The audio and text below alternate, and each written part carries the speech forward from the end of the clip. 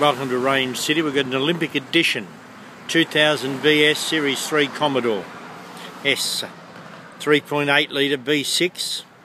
It's an auto, alloys, T-bar auto by the way, tourniquet cover, central locking, power windows, cruise control, CD player, MP3 player, air conditioned power steering.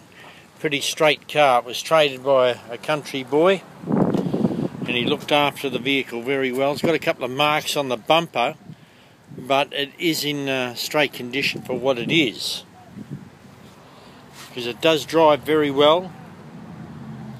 It's clean.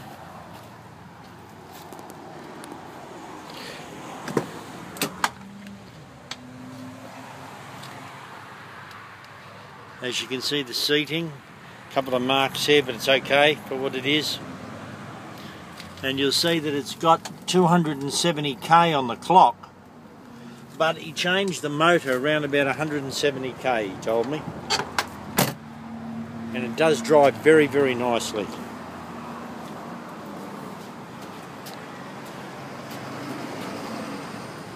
Now, this one's been advertised at $4,990, but if you say you've seen it on Show and Sell Cars, you can get it for $3,999. That's value.